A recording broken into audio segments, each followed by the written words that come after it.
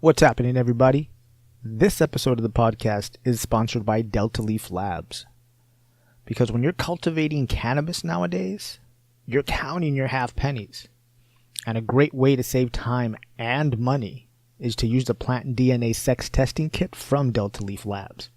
They make it really simple to take a sample from your plant, and then you send that into the lab, and a couple of days after they get it, you'll know exactly whether you've got a male or a female plant to work with. So go over to deltaleaflabs.com and order your testing kits today, and at checkout, use promo code IMGS10 to get 10% off of that order. Alright, now let's start the show.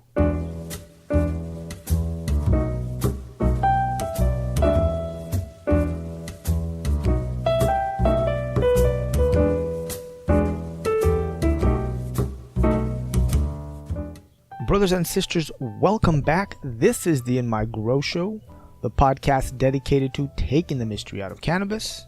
I'm your host, Alex. And today is the day after 420, and it's also Easter Sunday. So it's a holiday for everyone. This weekend, I guess. Maybe not. But you know what? It's a holiday for me because it's 420, so there you go. I hope everybody celebrated as much as they needed to and as safely as they possibly could. Because the man was out there looking for you yesterday. Yes, he was. Whether you were in a legal state of prohibition, the man was out there looking for you. Like I said, he knows when you're driving in your car. Fucking high. All slow. 15 miles per hour on the freeway. You know, come on. So like I said, I hope you had a good time. I mean, I didn't really do much. I did go out to one of the dispensaries and got some, little extra goodies for 420. Drove down to Sespe Creek, which is usually about 5 minutes away from my house. But because I do live in a touristy town and they had a couple of things going on, because apparently it was also Earth Day yesterday. That's right, I forgot to mention that. I think, at least we were having an Earth Day celebration out in my town. There was a whole bunch of traffic coming out of Cannabis Row. Cannabis Row is the street that I call where they have all of the dispensaries, the 3 dispensaries that we have in Ojai, on the street called Bryant. They stuck all 3 of them out there, and yesterday it was just way too much fucking traffic. Too many people. But anyways, went to Sespe, got a couple of different flowers. Also got a little package of CBD mints. And I was going to go down to the other 2 dispensaries, Shangri-La Care Cooperative and Ojai Greens, but I decided not to. There just seemed like too many people. So I just got my little bag of goodies, came home, hung out. Friends came over, smoked a couple of different bowls. Now, I was going to drive down to go see Reefer Madness, but I did not. Because it started like at, 6 or 7 o'clock. And by then, I was like deep into my high. I was definitely too high to drive, or at least I didn't feel like driving. And nobody around me when I asked them wanted to drive down there. So we just decided to roll another joint and watch some HBO, man. It was a good time, though. Now, last week, I did go to the quarterly cannabis networking event. And as I was standing in line to get my little ticket, who do I turn around and see behind me but Justin from 101cbd.org. So I thought that was cool to see him. I hung out with him most of the night. If you hear me clear my throat, I'm sorry. I've been drinking coffee with cream in it, and that cream usually gets me a little phlegmy. Makes me clear my throat a lot. Alright, what was I talking about? Oh yeah, the networking event. So I saw Justin there. I like going to those things because I do see people that I've met before. Friends of mine, people that I consider friends or peers. And I also meet a bunch of new people. And one of the people I want to talk about is a veterinarian that I met that day. Her name was Aline Gillen. I think I got her name right. I hope I did. And I'm going to get her on the show coming up real soon because I'm really curious about cannabis and animals. And our animals, dog, cats, horses. So if you have any questions about, cannabis and your animals, send them in and maybe I can get her to answer those questions. All right, now speaking of CBD. So a couple of weeks ago, I had Justin on from 101cbd.org, and we had a long conversation about raw CBD and what he does, and he gave me a bottle of his tincture. This one is called the Chill X, and it is peppermint flavor. I gotta tell you, the peppermint's kind of strong. Wasn't expecting it to be that pepperminty, but it's not bad. I liked it. Next time, I think I'm going to try the butterscotch, see how that works out for me. Alright, and this says approximately 10 milligrams per serving. That's half a dropper. And the little bottle is a 1 ounce bottle.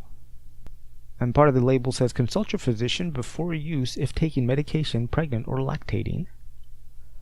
And the ingredients are full spectrum hemp oil extract, cold pressed hemp oil, raw stevia, passion flower, peppermint flower, all organic. And now I'm in pretty good shape. I'm not going to say, I'm all muscular-y and got a 6-pack. I got maybe like a 2 or a 4-pack. But, I can get around pretty well. I'm pretty mobile and flexible. So I don't have a lot of like chronic pain or pain that I live with, And I was really curious on how I would know if like I'm getting any benefit from the CBD, because I've been taking it now for about 2 weeks. And I'll tell you something, I've noticed that since I've been taking it, I've been able to get a better night's sleep, a more restful night's sleep. The hours that I am asleep, it's a lot more, restful. It feels great when I wake up. It used to be that I would sometimes, I don't know, maybe 2 or 3 times a week, wake up at about 2:30, 3 o'clock in the morning, and then just never be able to fully go back to sleep. Because then my day starts creeping into my head and I start going over what I have to do, and it's just, and the time just goes by, and the next thing I know, I have to get up and, start my day. But since I've been taking the CBD, I don't do that, man. And it's not like it knocks me out to where you can't wake me up. It's just more restful sleep. So I really like this product. And if you're looking for a good pure CBD product, I do recommend you go find 101cbd.org. Now, they don't pay me to say this. I just want to tell you about a product that I found that, really does work, man. Because since I didn't have any chronic pain, I was really suspicious on whether I would really feel anything or, like I said, get or see any benefit from it.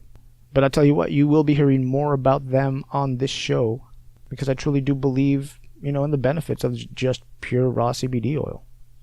All right, now a little later, I'm going to do a combo predator and pest of the week with a Trichogramma as the predator of the week and caterpillars as the pest of the week. But that's a little later. Right now I want to do the strain of the week. And since it was 420, I'm going to do 3 different reviews. First, I want to start off with the lemon tree, which I picked up from my cousin. And I got to tell you, I really enjoyed this particular flower to party with, because it was really a nice, heavy, high feeling, just really energetic, and everybody I shared it with got really chatty and talkative and really engaging. It's a great flower. But like I said, it is pretty heavy. And I was actually sharing a joint of this with my buddy Zane. And we were both talking about how it really did have a really strong lemon, like a lemon pledge kind of taste to it. It was a trip, man. But if you do get a chance to pick up the lemon tree. It's a great flower to party with. The other one I want to talk about is the orange Skittles that I picked up at Sespe Creek for my 420 extras. And that was a pretty decent flower. It was nice and light. It wasn't too really heavy. It did have that orangey, citrusy flavor to it, that fruity flavor to it. It was nice. Really moist bud. It was a nice kind of medium high. And it is what they called a, what did they call it? A value brand? I guess those are the white label or, no name label of cannabis. It's just people selling Ace. Like, here you go, here's quality bud, no frills. And the last one I want to talk about is the Superfruit. Got a gram of that. It's made by Willie's Reserved. And it smelled nice and fruity, nice and sweet. It was great. I love the smell. But the bud was really dry. I mean, it was so dry that when I would break it up to put it in a bowl, if I broke it up too hard, it would just turn into dust and it became unsmokable. So, wasn't a big fan of that part of it. It smoked okay. I think the whole dryness of it really just kind of put me off, and I was like, so. Give it a 2.5, 3 out of 5, maybe. Whereas the lemon tree, I would give that a 5 out of 5. So that's it right there. The 3 reviews for the strain of the week. So now the next thing I want to talk about is something that I saw on my social media feed. So I clicked on it, and it's a story from CNN, and the headline is Why Carl's Jr. is Testing Out a CBD Burger.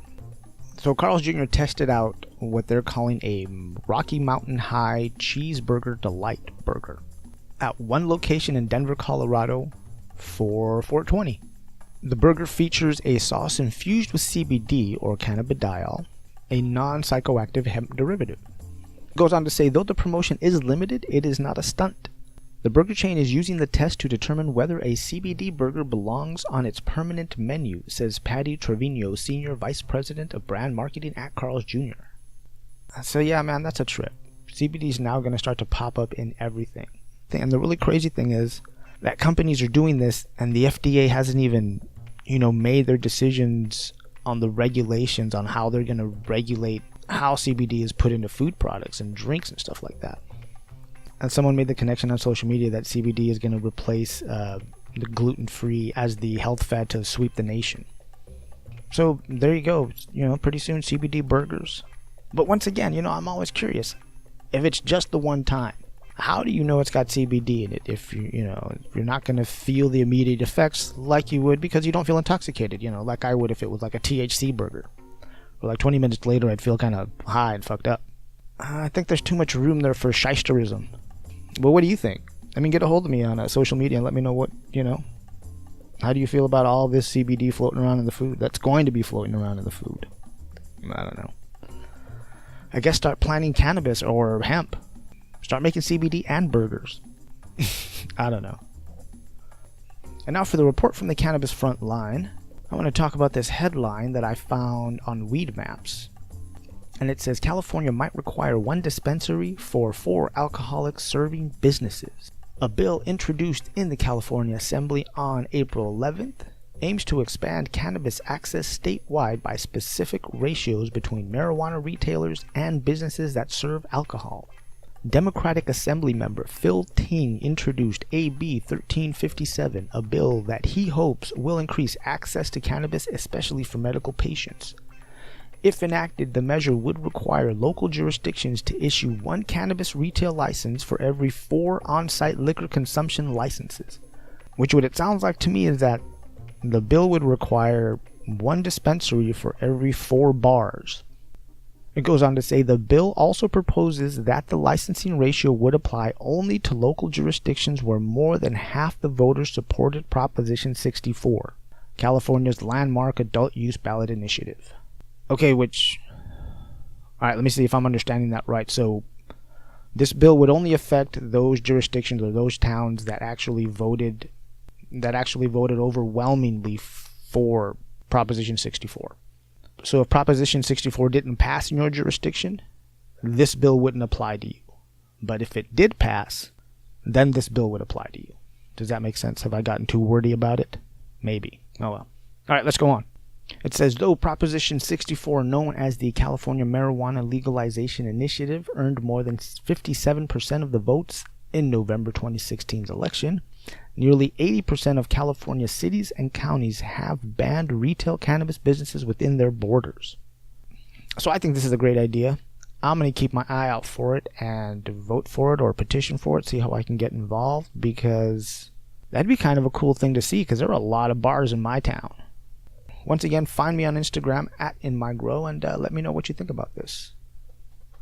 Alright, now let's get to the Predator Pest of the Week. So like I said earlier, I'd seen Justin last week and he was asking me questions about how to fight against caterpillars. And I was kind of telling him the different strategies that I've learned and things that I've read about. Not just about caterpillars, but about, IPM, integrated pest management. And then I realized that I'd never done a Pest of the Week for caterpillars. And there's such a fucking headache for anyone who's ever been growing cannabis outdoors or in a greenhouse. So, like I said, today's going to be a combination of the Predator of the Week, which is going to focus on the Trichogramma predator. If you've never heard of them, you're about to. And the pest that is the caterpillars. Now, once again, I wrote up an article at InMyGrow.com, which goes into more detail about everything that I'm about to talk about. So if you want to click on the link in the show notes to get you to that article, or if you want to go to InMyGrow.com and just type in caterpillars in the search window, the article will come up also. Because I'm not going to read the whole thing, I'm just going to read you the really big highlights of it. But I do recommend you go over there and read the whole article about caterpillars. Alright, let's get started. Like I was saying, if you've ever grown cannabis outdoors or in a greenhouse, you're eventually going to run into caterpillars, especially around the flowering time. August, September. Because that's also about when the moth and butterfly eggs start to hatch. And that's really what caterpillars are, is the larvae of those beautiful moths and butterflies. Now, caterpillars are part of the Lepidoptera family of insects. And yes, those are insects. It does kind of sound like a dinosaur, but nope, it is an insect.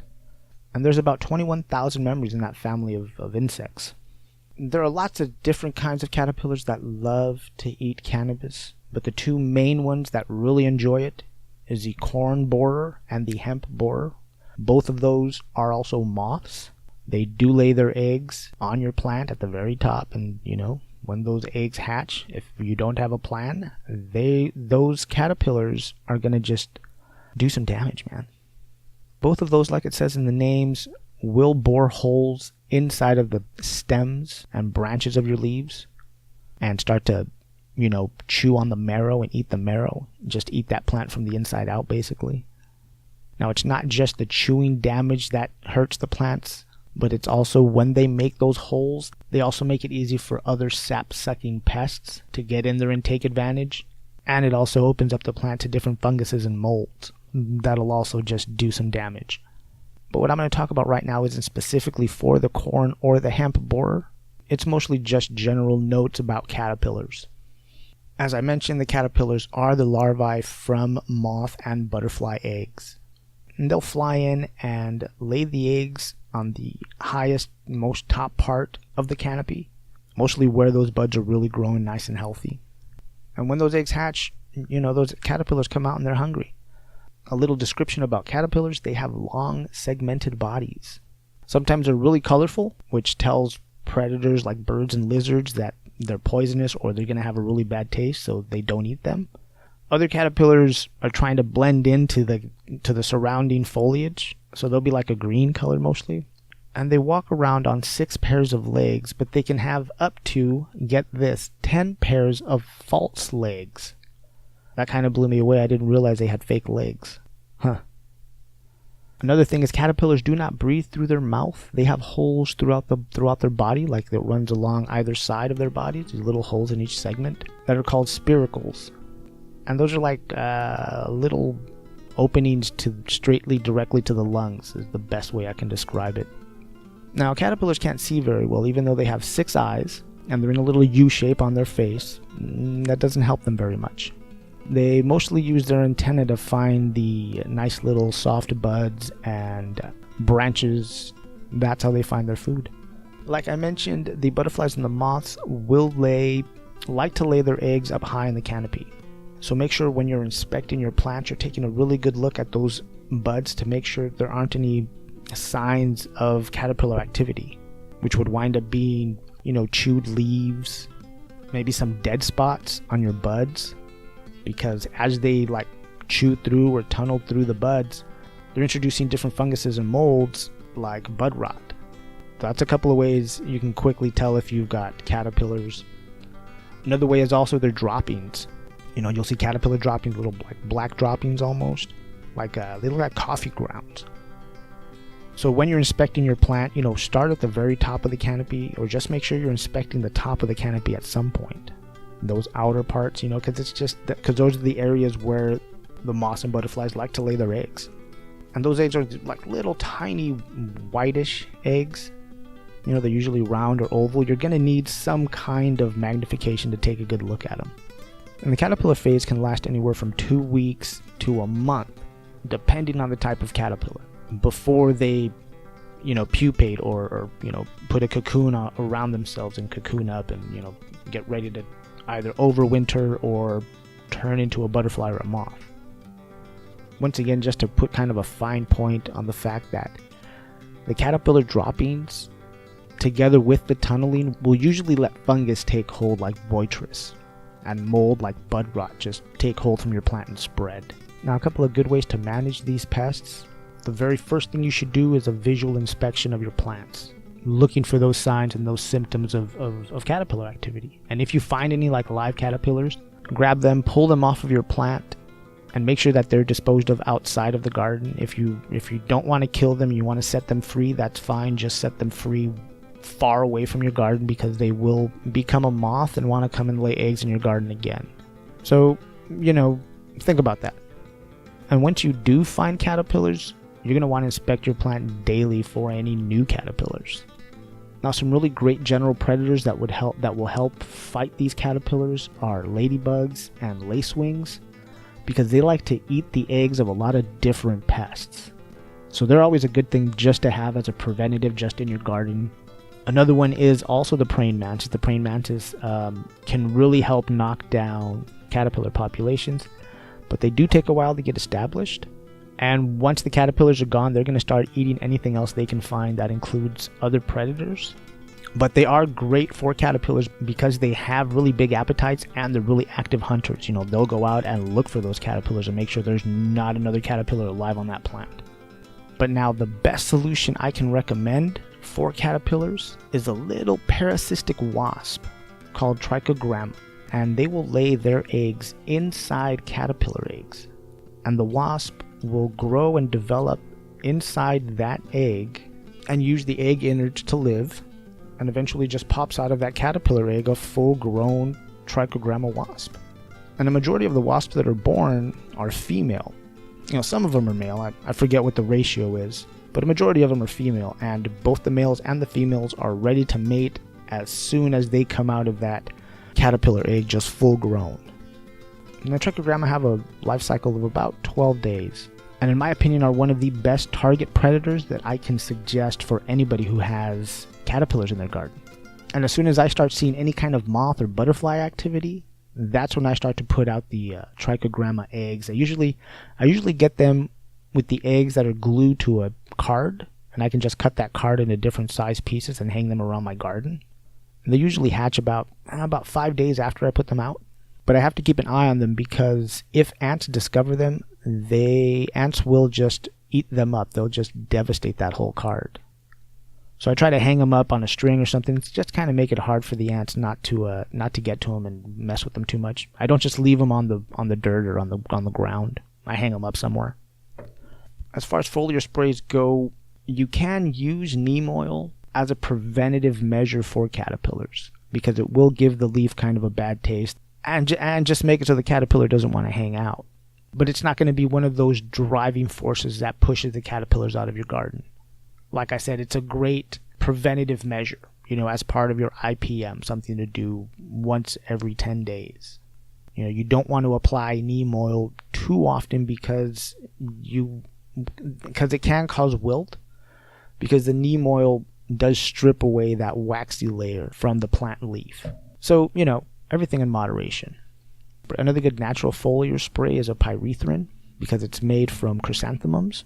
Again, you got to be careful with it because it is kind of a broad spectrum insecticide, so it will kill any beneficials that you put out there. So you're going to have to keep that in mind when you're using some foliar sprays as insecticides. And remember, if your plant's in flower, don't spray anything on those flowers if you're 15 days or less from harvesting. Because I don't think that's going to give it enough time. I don't think it's going to give the treatment enough time to kind of not be active anymore and affect the taste and the way you smoke it, and maybe even hurt you because you're lighting this foliar spray on fire and inhaling it. So just keep that in mind. Now, another really good thing for caterpillars is Bacillus thuringiensis Kerstaki strain. It's a gram-positive rod-shaped bacterium native to the soil. Okay, it's very similar to Bacillus thuringiensis israeliensis, but it's just a different strain is all. BTK, which is short for Bacillus thuringiensis Kerstaki. So BTK is not harmful to animals or people. It only affects caterpillars. And it's not going to hurt any birds or lizards. Like if they come and eat the caterpillars that die because of the BTK, it won't hurt them. It just hurts the caterpillars. Now, BTK does break down pretty quickly, so you might need more than one application if you have a really bad caterpillar infestation. And how it works is that once the caterpillar ingests or takes in the BTK, the alkaloid environment in the caterpillar's digestive system triggers the BTK bacterium to release a crystalline protein, which paralyzes the caterpillar's digestive tract. The caterpillar will stop feeding and die shortly after this. And that's how the BTK affects the caterpillars. Now, something else that I read about that farmers use to control caterpillars is that they'll set up bat boxes so they can attract bats to stay in the garden so at night they can feed on the caterpillars. I thought that was interesting, man. I thought that was really cool, right? Bats to take care of your caterpillar problem? That's awesome. Alright, well, those are the highlights from that article that I wrote. Like I mentioned, go over to inmygrow.com and in the search bar just type in caterpillars or Trichogramma and the article will pop up and you can read the whole thing at your own pace. Well, mis amigos, my friends, that's everything I have in my notes for you today. I hope you learned something about caterpillars. I know I did when I was putting that together. Mostly about the bats. I thought that was cool. Remember that if this episode has enlightened you, entertained you, or even given you a little bit of escape from your day, go over to patreon.com/inmygrowshow and leave a donation. Now those funds help me keep the show running. They help me pay for certain hosting fees. They help me pay for equipment. Now if you don't want to leave a donation, you can go over to inmygrow.com and click on the tab that says support the show and you can buy a t-shirt. Or even easier than that, you can click on the Amazon link in the show notes before you go shopping at Amazon. And that just lets them know that we sent you and the show gets a commission. Now, if you can't support the show financially, don't worry about it. I get it. Now, here's how you can help. Subscribe to the website, subscribe to the podcast, and then tell 3 other people about the show. Really simple. Now, if you are a cannabis company that wants to advertise to our worldwide audience, please send an email to inmygrow@gmail.com. Alright, brothers and sisters, well, I'm going to get on out of here because it is Easter and I have to go participate in some Easter-related family activities. So remember that I love you all very much and to always grow, learn, and teach